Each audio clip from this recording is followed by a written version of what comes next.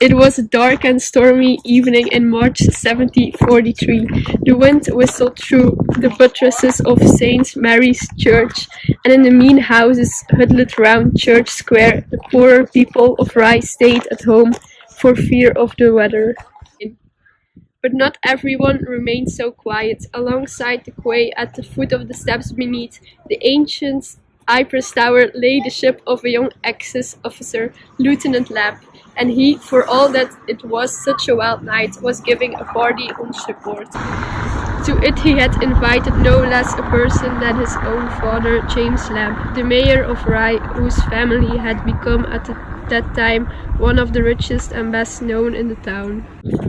With a fortune based on a successful brewery, they had built a fine house on the corner of West Street.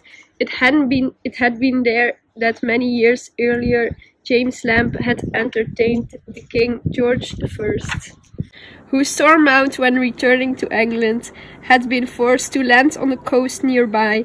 During the king's stay, Lamb's wife had given birth to a son to whom George, though he could barely speak a word of English, had stood as godfather. But now James Lamb was a widower, and that night he was in poor health. As he left his home to walk to his son's shop, he saw his brother-in-law, Alan Grable, in the doorway of his house opposite. Alan, I'm a sick man this evening. Why don't you go to the boys' dinner in my place? You love parties.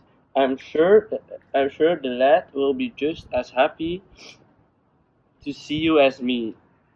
Fair enough, James, but lend me your cloak. It's a full night and I have no desire to get soaked. So Alan Grable set off across the churchyard wearing the mayor's red cloak. It was a good party. Lieutenant Lamb was delighted to welcome his fun-loving uncle on board in place of his father. It was well past midnight when Alan Grable, happily wined and dined, set off on his short journey home. Then, as always in Rye, gossip travelled fast, and for one of the townsfolk, the affairs of the Lamb family that night were to be of special interest. John Breeds, a butcher and innkeeper, nursed a deep and unforgiving grudge against the mayor, who had once, as magistrate, fined him for giving short measure. That night, Breeds, after a heavy bout of drinking, vowed revenge.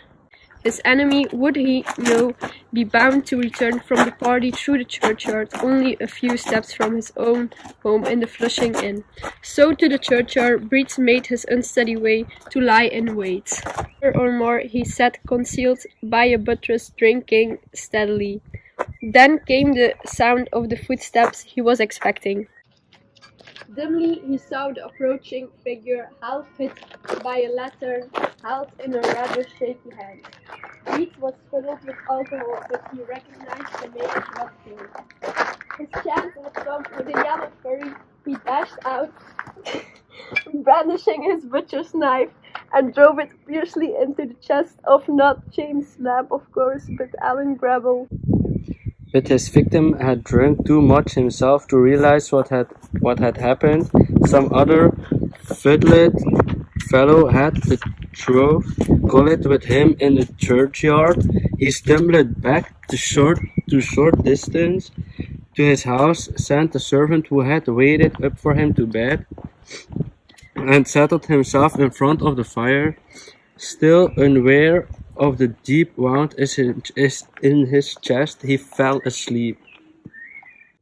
Meanwhile, in the house opposite, James Lamb was having a bad night. 3 times he dreamt that his dead wife came to him and cried. Something terrible has happened to Alan. Go to his aid. Twice Lamb disregarded the dream. The 3rd time he rose, hurried over the road. And found he was too late. His brother-in-law had bled to death.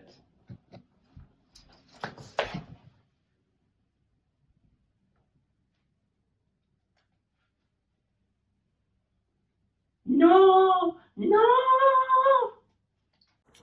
That the butcher, barely clothed and by now half-crazed with drink, had spent the rest of the night dancing round the town, shouting, Butcher should kill lambs!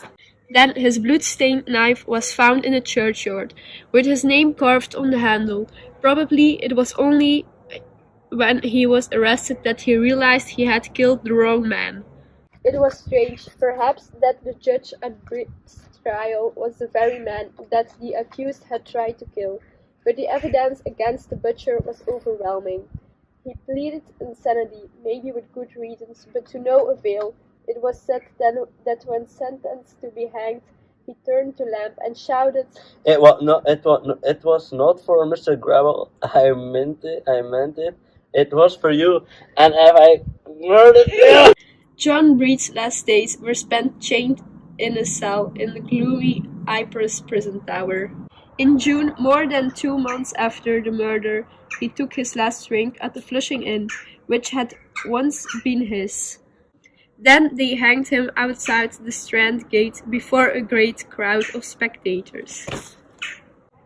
For 20 years or more, the rotting body was exposed on the marsh in a specially made iron frame, as a dreadful warning to passers-by.